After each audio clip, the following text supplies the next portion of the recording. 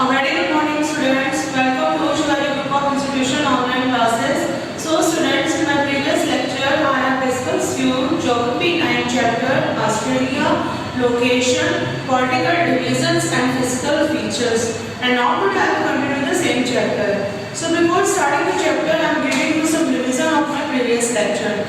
So, in my previous lecture, I already explained you the Australia, location, and extent, and the physical features in which I have to describe you the eastern highlands and central lowlands of Australia. Okay, and now today I am going to explain the next physical feature of Australia, that is the Western Plateau. Okay, तो हम बात करते हैं कि western plateaus के बारे में, जो ऑस्ट्रेलिया के वेस्ट में, जो हमारे ऑस्ट्रेलिया के पश्चिम में जो हमारे प्लेट्यूज पड़ते हैं उनको डिस्कस करते हैं. ठीक है, तो it occupies the western half of the continent. तो ये हमारे जो वेस्टर्न प्लेट्यू है ये हमारे ऑस्ट्रेलिया कॉन्टिनेंट के वेस्टर्न हाफ में पाए जाते हैं. ठीक है, it is composed of sandstone and limestone. तो अगर इनके कंपोजिशन की बात करें तो इनका कंपोजिशन कैसे होता है, हमारे सैंडस्टोन और लाइमस्टोन से, मतलब चूना पत्थर से और मतलब बालू से इसका कंपोजिशन होता है. विच लाई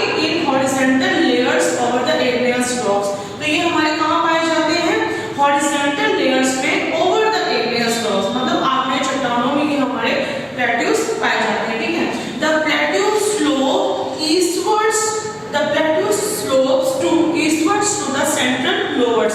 तो अगर हम प्लेट्यू स्लोप्स की बात करें कि अगर प्लेट्यू की जो ढाल होती है, स्लोप होती है, वो हमारी ईस्ट से, तो ईस्ट से लेकर सेंट्रल लोलैंड्स तक गई हुई है. ठीक है, and south west to Nullarbor plain तक गई हुई है. ठीक है, the Hamersley range, the McDonald range are important ranges, mountain ranges in western plateau.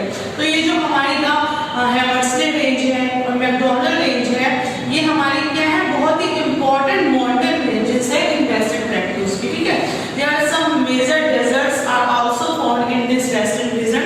तो कुछ मेजर डेजर्ट्स भी पाए जाते हैं इसमें, जैसे like Gibson desert, the great sandy desert और the great Victoria desert. It is a very famous desert, that is great Victoria desert. ठीक है, तो another important feature of this plateau is a huge mass of single rock called Ayers rock. तो दूसरा अगर important feature की बात करें इस प्लेट्यू रीजन की, तो वो है हमारा the important feature, another important feature of this plateau region is huge mass of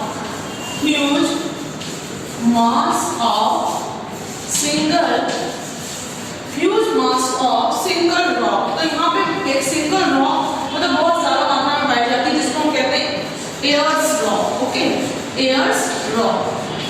ठीक है, तो another important feature of this plateau is the huge mass of single rock, that is Ayers Rock. It is incorporated within the McDonald range, it is known as burn. ठीक है, तो ये हमारा क्या होगा, ये हमारा वेस्टर्न प्लेट्यू रीजन हो गया, तो जिसमें मैंने आपको बताया कि it occupies the western half of the continent. ये हमारे ऑस्ट्रेलिया कॉन्टिनेंट के पूरे वेस्टर्न हाफ में पाया जाता है. And it is composed of sandstone and limestone which lie in horizontal layers over the areas rock. Okay, the plateau slopes toward eastward to central lowlands. Okay, the Hamersley Range, the McDonald Range are the important mountain ranges that are found in the western plateau, and some deserts are also found in this plateau region. These deserts are Gibson Desert, the Great Sandy Desert, and the Great Victoria Desert. And another important feature of this plateau region is a huge mass of single rock, that is called Ayers rock. Okay, now next physical feature I want to discuss the coastal region. Okay, coastal region यानी हमारा होता है तटीय मैदान. हमारे coast यानी हमारे नदियों के, हमारे रिवर्स के जो कोस्टल रीजन्स होते हैं उनके बारे में डिस्कस करने जा रहे हैं. ठीक है, तो in general the western plateau drop deeply to the sea. तो जनरल वे में जो हमारे जो वेस्टर्न प्लेट्यूज होते हैं वो धीरे धीरे कहाँ ड्रॉप होते हैं, सी की ओर. ठीक है, giving rise to an even coastline with few inlets except the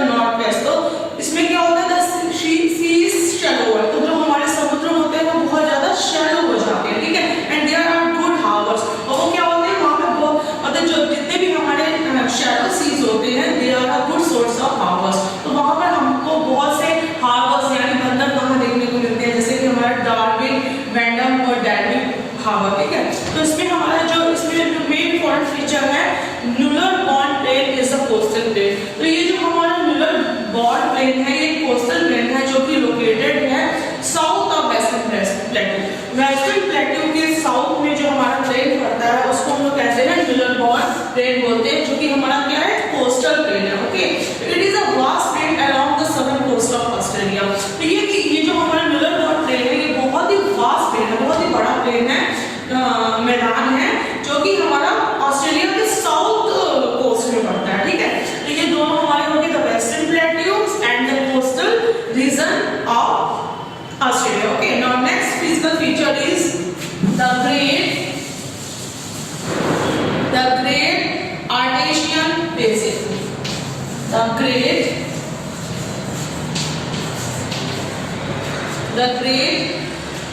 Artesian basin. Okay.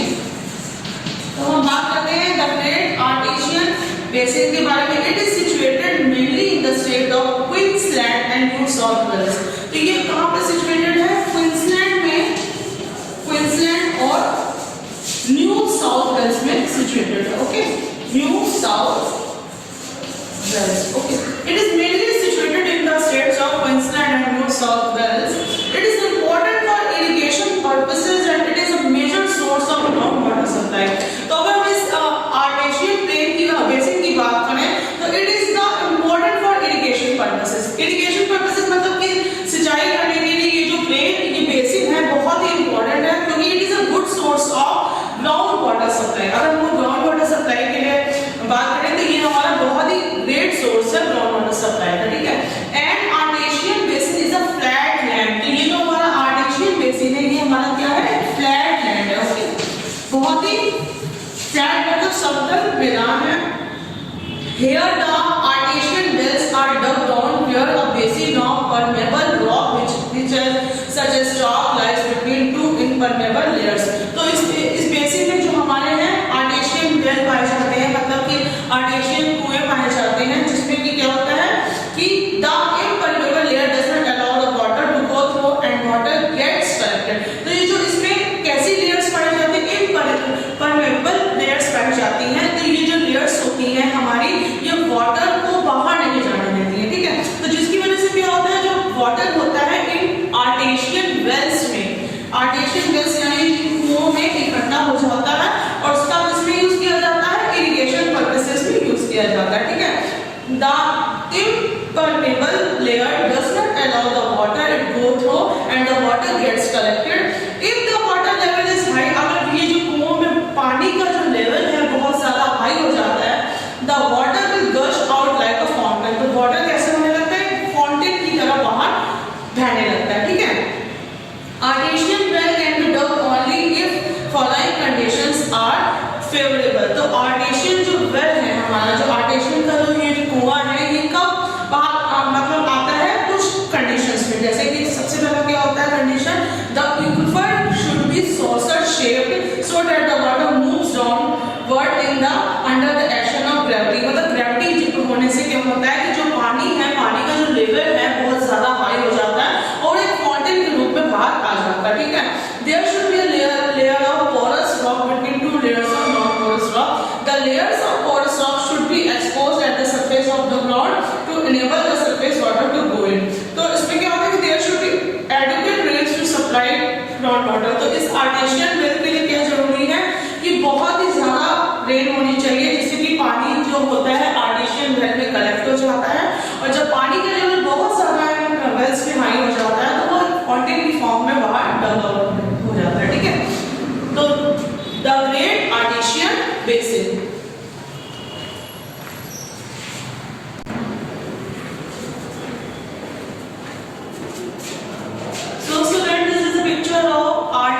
ठीक है, तो ये हमारा आर्टेशियन वेल का पिक्चर है, जिसे आप देख सकते हो कि ये है परमेबल रॉक्स है। परमेबल रॉक्स मतलब होता है हमारा कि एलोइंग लिक्विड और गैस को पास हो, मतलब ये जो परमेबल रॉक्स होती हैं ये अपने में वाटर लिक्विड को या गैस को अलाउ करती हैं आने के लिए। ठीक है, तो ये परमेबल रॉक हो गई, ये इम्परमेबल रॉक होगी और ये सुपरफिशियल सॉइल होगी। ठीक है, तो यहाँ से देखिए रेन वाटर, जैसे इसके लिए आप जैसा मैंने बताया था कि आर्टेशियन वेल को डग आउट तभी हम कर सकते हैं, मतलब dug down. This is a picture of artesian well. तो जैसे मैंने बताया कि जो ये ग्रेट आर्टेशियन वेल का पिक्चर है, तो इसके लिए वेल के डग डाउन के लिए, मतलब इस वेल को खोदने के लिए बहुत ही एडिक्वेट रेन वाटर की जरूरत पड़ती है। ठीक है, तो the rain water enters here and collects in the permeable rock